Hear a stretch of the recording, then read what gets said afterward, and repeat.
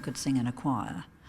And then lots of people kept saying to me, oh, you should join a choir, you should join a choir. And eventually went, yeah, I should join a choir. And then I thought, oh, well, I've heard vaguely of this Addison singers, so I just went and looked them up, basically. 3, 4.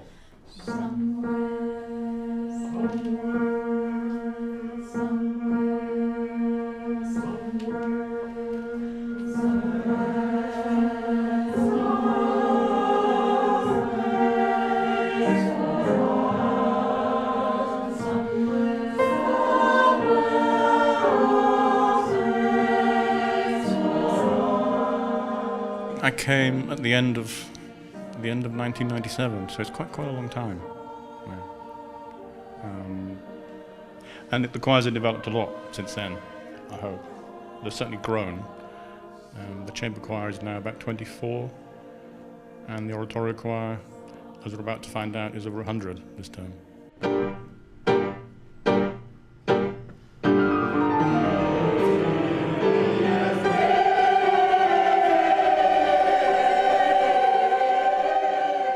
What is an oratorio and a chamber choir? Okay, so an oratorio choir is considerably bigger than chamber choir, and the oratorio choir here does a lot of really big music. There's a lot of requiems, there's maybe 75 singers.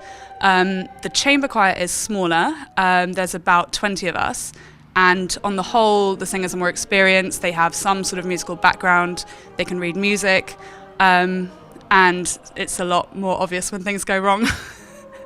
Well, when I came to London about 8 months ago, I felt I needed to fill my musical void.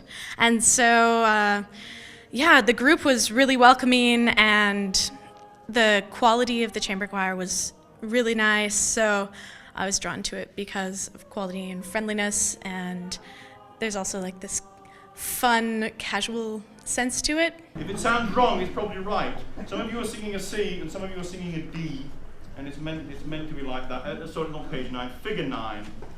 Figure 9. As you know, there's the oratorio choir and the chamber choir that do the classical, and then on the jazz side we also have a quite large women-only choir, jazz choir. And we have a smaller mixed jazz ensemble, and again the women's choir, the all-women's choir is an unauditioned one for people who have, anything from no experience in singing at all, up to very experienced people. It's completely inclusive. You don't even have to be able to read music. The idea of the Addisons is that it's open to a kind of a wide variety of people. So the chamber choir, they're more experienced singers. And as you were seeing, if you see the film earlier, they were sight reading an awful lot today, music they've never seen before, and they pick it up fairly fast. And that's because they're experienced singers, and reading notes doesn't scare them too much. But in the oratorio choir, the bigger choir, it's a little bit more relaxed, I suppose. So although some of the music is difficult, they have a rehearsal CD, and a lot of people read music, and so they carry the choir along. So the people that don't can pick it up. How does it make you feel after you've sung?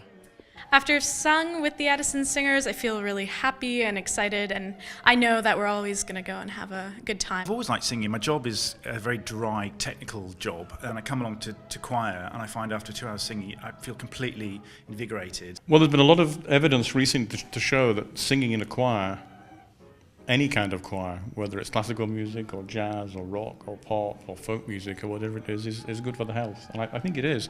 It helps with breathing, it helps with exercise, it's a great social activity as well.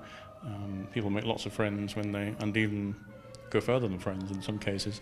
But it's a great social activity for people to do, and it's good for the health. Tests have shown that. So it's relaxing and does you good at the same time. So what is there not to like?